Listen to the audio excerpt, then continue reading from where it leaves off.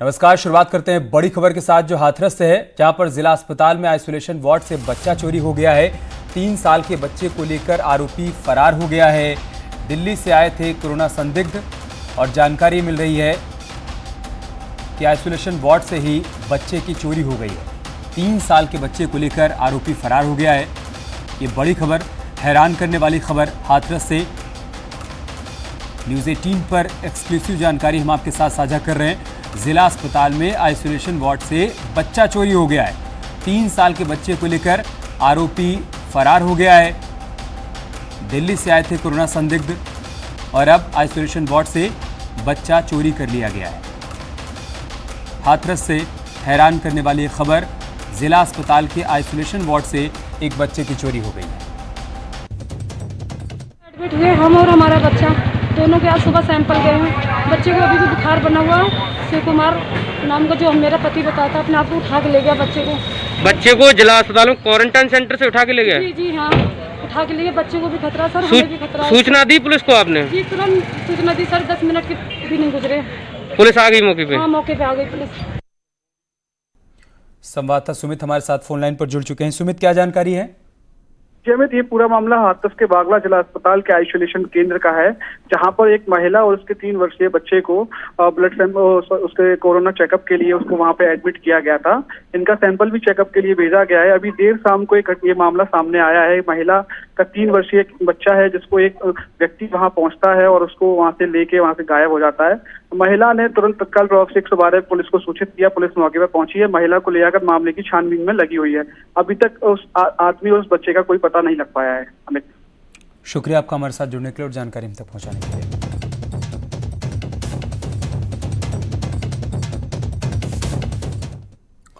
और एक और बड़ी खबर की बात करते हैं। एसटीएफ के डीआईजी अनंत देव के खिलाफ जांच के आदेश जारी किए गए हैं। शहीद सीओ के पत्र पर कार्रवाई नहीं करने का आरोप है। शहीद सीओ का पत्र भेजने के वक्त कानपुर के एसएसपी थे अनंत देव। पत्र में शहीद सीओ ने विकास दुबे के साथ एसओ चौबेपुर से साठगांठ का आरोप लगाया था। तत्कालीन एसएसपी ने नहीं की थी एसओ चौबेपुर पर कोई कार्रवाई। देखिए, अभी मीडिया के माध्यम से इस पत्र की जानकारी मिली है कि इस तरह की रिपोर्ट तत्कालीन क्षेत्राधिकारी ने सीओ एसएचओ चौबेपुर के विरुद्ध दी थी। इस फाइल को हम लोग एसएसपी कार्यालय से मंगा रहे हैं कि क्या रिपोर्ट थी, किस तरह के आरोप इसमें लगाए गए थे विनय तिवारी के ऊपर और उस पर क्या कार्रवाई हुई। आरोपों की जो गंभीरता मीडिया के माध्यम से देखने को मिल रही है, इसको हम लोग वेरीफाई करके जो भी उचित कार्रवाई होगी वो करी जाएगी। कड़ी से कड़ी कार्रवाई इसमें होगी। तो पूरा प्रकरण हम लोग पहले समझ लें, उसके बाद इसमें कार्रवाई से अवगत कराया जाएगा। सर, एसएसपी अब डीआईजी एसटीएफ हो गए हैं, तो कहीं ना कहीं एक वो लिंक तो नहीं है जिसकी वजह से अभी तक वो बचता चला आ रहा है विकास दुबे? देखिए, अब ये सब पूरी फाइल देखने के बाद, समझने के बाद ही कुछ इस बिंदु पर बोला जा सकता है।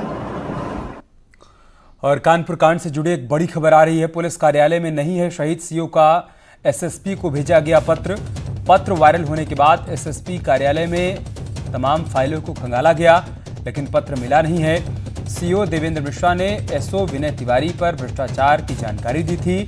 विनय तिवारी पर विकास दुबे से साठगांठ का आरोप लगाया था, लेकिन तत्कालीन एसएसपी अनंत देव तिवारी ने कोई कार्रवाई एसओ के खिलाफ नहीं की थी। वहीं कानपुर के एसएसपी ने इस मामले पर सफाई देते हुए कहा है कि डिस्पैच और रिसीविंग रजिस्टर में उस लेटर का कोई ब्यौरा मौजूद नहीं है। वायरल हो रहा है, उस चिट्ठी में ये तथ्य दिया गया है कि 386 धारा विकास दुबे के खिलाफ जो लगा है वो हटाया गया है और उसको फेवर किया जा रहा है। इस संबंध में मेरे द्वारा जांच किया गया है। प्रिलिमिनरी जो जांच में ये निकल के आया है, सीओ बिल्लौर के ऑफिस, एसपी रूरल के ऑफिस एवं एसएसपी की कॉन्फिडेंशियल एवं जो क्लरिकल ऑफिस जिसमें जो दंड बाबू के ऑफिस, सब में चेक कराया गया है। इनमें से रिसीविंग एवं डिस्पैच रजिस्टर, इन दोनों में ना तो इस चिट्ठी के संबंध में कोई उल्लेख है, ना तो 14 तारीख को एसओ के खिलाफ कोई अन्य रिपोर्ट रिसीव हुआ है। इस संबंध में कोई उल्लेख नहीं है ना। और न्यूज़ 18 पर एक और बड़ा खुलासा हम आपके सामने करने जा रहे हैं। 30 स्प्रिंगफील्ड राइफल से विकास ने खूनी खेल खेला था। इसी राइफल के साथ 2017 में गिरफ्तार हुआ था और अप्रैल 2018 में राइफल कोर्ट के आदेश से रिलीज हो गई थी। विकास के भाई दीपक ने थाने से हासिल कर ली थी राइफल। फर्जी कागजातों से लाइसेंस बनवाने का भी शक है। कानपुर के खूनी खेल में इस्तेमाल हुए असलहे का हुआ खुलासा। अब तक की जांच में साफ हुआ है कि कानपुर में 8 पुलिसकर्मियों की शहादत के लिए जिम्मेदार असलहे के साथ ही अक्टूबर 2017 में विकास दुबे लखनऊ के कृष्णानगर इलाके में गिरफ्तार हुआ था। तब यूपी एसटीएफ ने विकास को गिरफ्तार किया था और उसके पास से 30 स्प्रिंगफील्ड राइफल बरामद हुई थी। लेकिन अप्रैल 2018 में यह राइफल कोर्ट के ऑर्डर से रिलीज कर दी गई। तब दीपक दुबे इस राइफल को रिसीव करके ले गया था। बताया जाता है फर्जी कागजातों से विकास ने अपने भाई दीपक के नाम पर इस राइफल का लाइसेंस बनाया था और विकास अपने पास इसी राइफल को रखता था। अभी तक की जांच में सामने आ रहा है कि 2 जुलाई की रात हुए खूनी खेल में इसी राइफल का इस्तेमाल हुआ था। इसका मतलब साफ है कि पुलिस की हल्की कार्रवाई अब पुलिस के ऊपर ही भारी पड़ रही है। कैमरामैन रवि गुप्ता के साथ ऋषभ त्रिपाठी, न्यूज़ 18 लखनऊ। और विकास दुबे की गुंडई की एक और कहानी सामने आई है। मुठभेड़ के 3 दिन पहले ही विकास दुबे ने एक लड़की के पिता को मजबूर कर दिया था और एक लाचार बाप की बेटी की शादी अपने शूटर से करवा दी।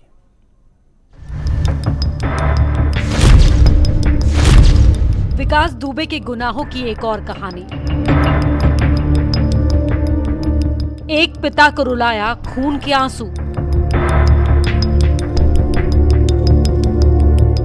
शूटर के भतीजे से कराई जबरन शादी। 29 जून की उस रात विकास दुबे अपनी गुंडई का जश्न मना रहा था। एक पिता रो रहा था और विकास दुबे डीजे बजवा रहा था। अभी तो उसको इतवार को मैं साइड में थी 29 तारीख। 3 जुलाई को विकास दुबे के शार्प शूटर अतुल दुबे को पुलिस ने मुठभेड़ में मार दिया और उसके बाद परिवार के सदस्यों को पकड़ कर ले गई। हाँ बेटा मारा गया, क्या बताए। अतुल आपका क्या लगता है? लड़का है वो भी दूसरा। अतुल को मार दिया? हाँ बेटा क्या करें, जब ये ऐसा काम ये किया गया तो क्या किया जाए। क्या अपने लड़के को कहे, पुलिस वाले बेचारे मारे गए तो उनका भी हमें दुख है। अच्छा बताओ गलत कहते। पुलिस ले गई थी उनको। और अमर की अम्मा को? सबको ले गई, बहू को भी ले गई। अच्छा बहू को भी ले गई। बहू को। अच्छा अम्मा ये बताओ, लड़की के पिता को इस बात की जानकारी नहीं थी कि जिस लड़के से अपनी बेटी की शादी करने वाले हैं वो एक गैंगस्टर के शार्प शूटर का भतीजा है। शादी के लिए शिवली के गेस्ट हाउस को बुक किया गया था, लेकिन जैसे ही शार्प शूटर अतुल के बारे में जानकारी हुई तो उन्होंने शादी से इनकार कर दिया। लेकिन आरोप है कि विकास दुबे ने दबंगई से शादी करा दी। शादी कहाँ से कराई थी? विकास घर से? हाँ यहीं से। वो पहले गेस्ट हाउस थे वहाँ से शिवली से कर रहा था तो कहना क्यों पैसा खर्च करोगी, कहना यहाँ से कर लो, सामान अपना ले आना। वो अपन सामान ले आओ। और ओके बुआ बेटी बड़े लोग भी आए थे काफी को, पुलिस वाले भी आए थे? हाँ वो भी आए थे। कहाँ से आए थे पुलिस वाले? ये नहीं बता सकते, चौबेपुर क्यों। यानी विकास दुबे दबंगई से लड़कियों की जिंदगी भी तबाह करता था और अपने करीबियों से मजबूर लड़कियों की शादी कराता था और इसकी गवाह पुलिस भी होती थी। चौबेपुर के इस बिकरू गांव में खूनी संघर्ष हुआ जिसमें 8 जवान शहीद हुए। इस खूनी संघर्ष से ठीक 3 दिन पहले विकास दुबे के घर में शादी थी और शादी भी उसी के अपने रिश्तेदार की। उस लड़की पक्ष को यहीं बुलाया गया था और इस वृद्ध महिला जिसके साथ हम बैठे हैं उसके बेटे अमर से उसकी शादी हुई थी। उस शादी में रात भर डीजे भी बजा और पुलिस के कई अधिकारी भी यहाँ मौजूद रहे, जैसा कि यहाँ मौजूद इस वृद्ध महिला ने बताया। ऐसे में आप समझ सकते हैं कि पुलिस और खासकर लोकल पुलिस शिवली और चौबेपुर की भूमिका कितनी संदिग्ध रही होगी। जर्नलिस्ट आशीष पांडे के साथ अमित गंजू, न्यूज़ 18 कानपुर। और अलीगढ़ में कोरियोग्राफर की हत्या कर दी गई। कोरियोग्राफर को गोली मारते हुए 3 हत्यारे सीसीटीवी कैमरे में कैद हुए हैं। सीसीटीवी फुटेज के आधार पर हत्यारों की तलाश की जा रही है। थाना क्वारसी क्षेत्र के 100 फुटा रोड की घटना है। तस्वीरों में आप देखिए, बाइक सवारी हत्यारे आते हैं और कोरियोग्राफर पर एक के बाद एक कई गोलियां बरसाते हैं और उसके बाद बाइक पर बैठकर आसानी से फरार भी हो जाते हैं।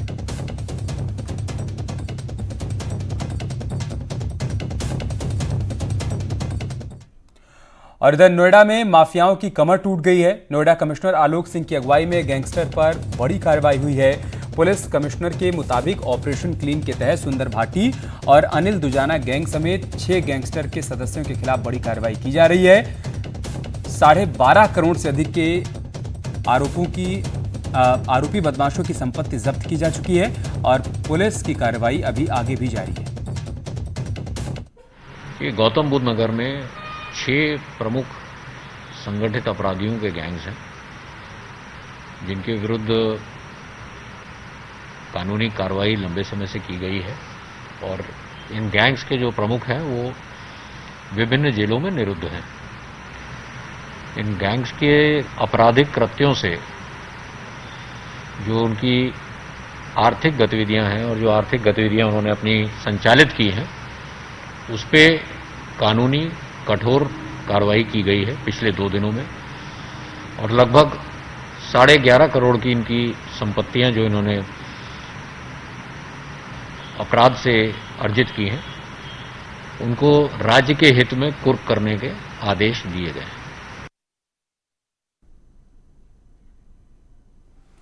तो नोएडा में पुलिस लगातार कार्रवाई कर रही है गैंगस्टर्स के खिलाफ और नोएडा कमिश्नर आलोक सिंह की अगुवाई में कार्रवाई चल रही है।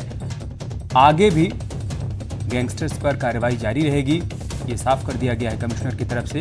सुमित भाटी की 4 गाड़ियों को कुर्क किया गया है। इसके अलावा कुल मिलाकर 2 करोड़ की कीमत की संपत्ति अब तक कुर्क की जा चुकी है। कुख्यात सिंहराज भाटी के 2 प्लॉट और एक गाड़ी को भी कुर्क किया गया है। उत्तर प्रदेश के कांग्रेस नेता जितिन प्रसाद ने आरोप लगाया है कि राज्य में ब्राह्मण समाज को हाशिए पर डालने की कोशिश हो रही है। जितिन प्रसाद ने ब्राह्मण चेतना परिषद के नाम लिखी चिट्ठी में कहा है कि पूरे प्रदेश में ब्राह्मण समाज से जुड़े लोगों की हत्याएं और जानलेवा हमले के मामले बढ़े हैं, लेकिन उनका आरोप है कि राज्य सरकार अपराधियों को पकड़ने की बजाय उन्हें संरक्षण दे रही है। प्रसाद के मुताबिक राज्य के ब्राह्मण समाज के लोग उपेक्षित और अपमानित महसूस कर रहे हैं। उन्होंने कहा कि अब इस अन्याय को रोकने के लिए पूरे समाज को आगे आना होगा। उनके मुताबिक ब्राह्मण चेतना परिषद इसके लिए हर जिले में ब्राह्मण चेतना संवाद करेगा। सोशल मीडिया के जरिए ब्राह्मण समाज के ज्यादा से ज्यादा लोगों के साथ संपर्क किया जाएगा।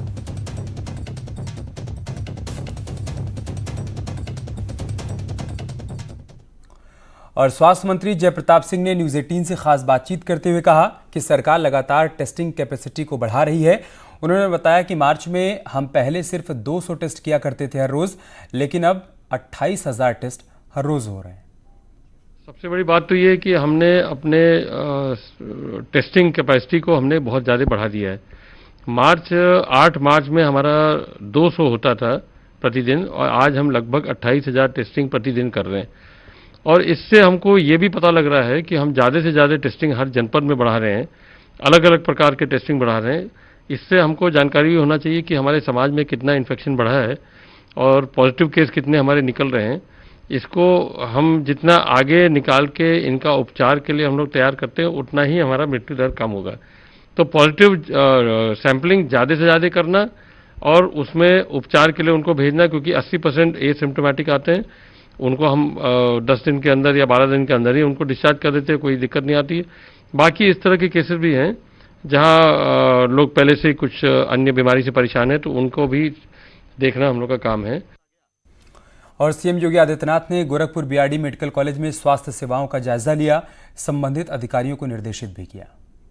इस बार हमारे लिए चैलेंज ज्यादा है क्योंकि कोरोना भी है और साथ साथ JEAS भी है, डेंगू भी है। मानसून 15 दिन पहले आ चुका है, इसके कारण भी जगह जगह जल जमाव के कारण भी ये समस्या गहरा सकती है। इसीलिए मुझे स्वयं आना पड़ा। स्वास्थ्य विभाग की, चिकित्सा शिक्षा विभाग की भी पूरी टीम यहाँ पर हमारे साथ आई है और उन लोगों ने पूरे कार्यक्रम के साथ जुड़ करके बहुत व्यापक कार्य योजना बनी है। यद्यपि आज से पूरे प्रदेश में हर ग्राम पंचायत स्तर पर, वार्ड स्तर पर हमने सर्विलांस की एक टीम सक्रिय की। ये टीम दोनों प्रकार का कार्य करेगी। एक तरफ कोविड-19 की स्क्रीनिंग की कार्रवाई होगी, तो साथ साथ अगर कहीं भी कोई भी ऐसा लक्षण पाया जाता है तो उस लक्षण के आधार पर संचारी रोग यानी वेक्टर बॉर्न डिजीज को भी उसके माध्यम से डिटेक्ट करने की कार्रवाई होगी। और कोरोना से निपटने के लिए बलराम पुलिस ने अनोखी पहल की है। कोरोना के प्रति लोगों को जागरूक करने के लिए जगह जगह मुनादी कराई जा रही है। जिले में कुल मिलाकर 137 मुनादी टीमें बनाई गई हैं। सारी टीमें एक दिन में 6 से 7 स्थानों पर जाकर मुनादी करती हैं। इस तरह जिले में 700 से 800 स्थानों पर प्रतिदिन मुनादी करवाई जा रही है। लोगों को अवेयर करने के लिए हम लोगों ने 137 मुनादी टीमें बनाई हैं, जिनको 137 लाउड हेलर दिए गए हैं और इनके क्षेत्र बटे हुए हैं। तो ये सारी टीमें अपने क्षेत्रों में घूम घूम करके कोरोना की जागरूकता के संबंध में मुनादी करती हैं कि लोगों को किस तरह की एहतियात बरतनी चाहिए कोरोना को लेकर के। और गोरखपुर में अब शेरनी दस्ता मंचलों को सबक सिखाएगा। मुख्यमंत्री योगी आदित्यनाथ ने आज गोरक्षपीठ में इस दस्ते को हरी झंडी दिखाकर रवाना किया। जिले के सभी थाना क्षेत्रों में महिला पुलिसकर्मियों को स्कूटी दी गई ताकि वो अपने अपने क्षेत्रों में ठीक से गश्त कर पाएं। शेरनी दस्ते की ड्यूटी ऐसी जगहों पर लगाई जाएगी जहां पर बड़ी तादाद में महिलाएं और छात्राएं आया जाया करती हैं। इससे पहले महिला आरक्षी की ड्यूटी सिर्फ थानों पर ही लगाई जाती थी, क्योंकि इनकी मूवमेंट के लिए कोई व्यवस्था नहीं थी। अधिकारियों का कहना है कि इस दस्ते के गठन के बाद से अब मंचलों पर कड़ी निगरानी रखी जा सकेगी।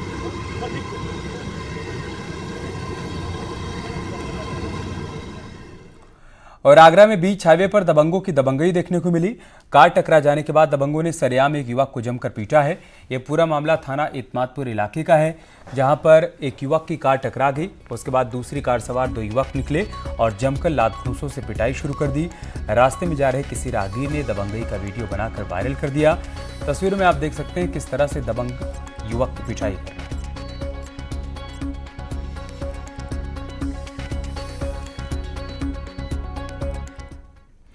और सिद्धार्थनगर में दबंगों ने एक घर में घुसकर गरीब परिवार के साथ मारपीट की। इस मारपीट में एक महिला बेहोश हो गई, जबकि 3 लोग बुरी तरह से घायल हो गए हैं। बताया जा रहा है कि पुरानी रंजिश के चलते दबंगों ने परिवार के साथ मारपीट की। इटवा थाना क्षेत्र के ग्राम पिपरी बुजुर्ग का यह पूरा मामला है।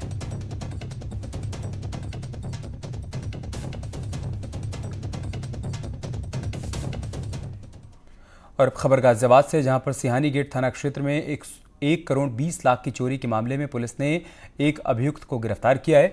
पुलिस ने आरोपी के कब्जे से 94,30,000 रुपए की नकदी और भारी मात्रा में सोने के जेवरात बरामद किए हैं। ट्रांसपोर्टर ने चोरी के मामले में अपने 2 नौकर पर केस दर्ज करवाया था। ये दोनों ही नौकर सीसीटीवी में स्कूटी पर बैग लेकर भागते हुए दिख रहे थे। पुलिस ने एक नौकर को गिरफ्तार कर लिया, जबकि दूसरे की तलाश की जा रही है।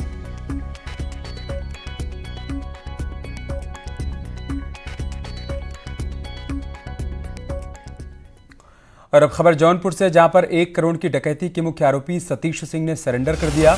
पुलिस की दबिश से डरकर डकैत ने सीजीएम कोर्ट में सरेंडर किया। ये डकैत वेशभूषा बदलकर सीजीएम कोर्ट पहुंचा था। सतीश सिंह पर 25,000 रुपए का इनाम था और 15 मामलों में पुलिस उसकी तलाश कर रही थी।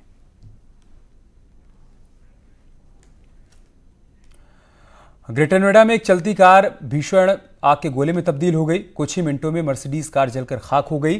कार सवार दंपत्ति दिल्ली से ग्रेटर नोएडा फ्लैट देखने के लिए आए थे और इसी दौरान सूरजपुर थाना क्षेत्र में हादसा हो गया। दंपत्ति ने किसी तरह से कार से कूदकर अपनी जान बचाई।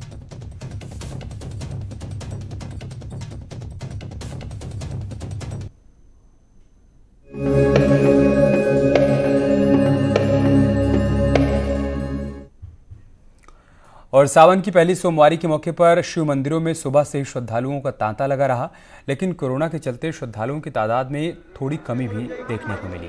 पहले जहां सुबह से हजारों श्रद्धालु लाइन में लगकर अपनी बारी का इंतजार करते थे, इस बार ऐसी तस्वीर नहीं दिखी। हम आपको 3 तस्वीरें दिखा रहे हैं। वाराणसी, बाराबंकी और गाजियाबाद की तस्वीरें हैं। कोरोना के चलते मंदिर परिसर में सोशल डिस्टेंसिंग का भी खासा ध्यान रखा गया।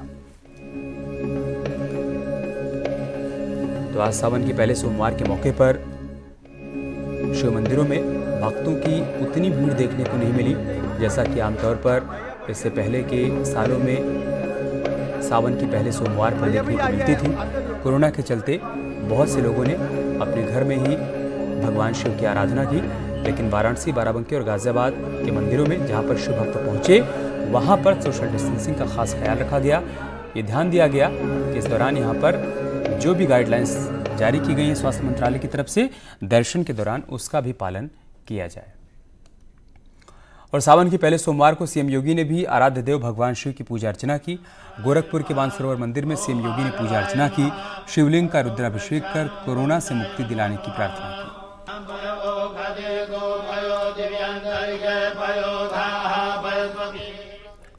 और बड़ी खबर हमीरपुर से, जहां पर एनकाउंटर हुआ है। मुठभेड़ में एक बदमाश के पैर में गोली लगी है। बदमाशों ने पुलिस पर भी ताबड़तोड़ फायरिंग की है। इलाके में सर्च ऑपरेशन जारी है। असलाह फैक्ट्री पकड़ने गई थी पुलिस। मुस्करा थाना इलाके के बिहुनी गांव का यह मामला है।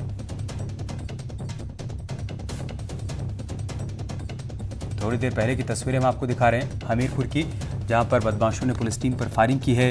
हालांकि इलाके में अभी भी सर्च ऑपरेशन चलाया जा रहा है, बदमाशों की तलाश की जा रही है।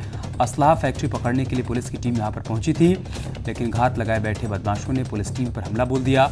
मुस्करा थाना क्षेत्र के बिहुनी गांव का यह मामला है। न्यूज़ 18 पर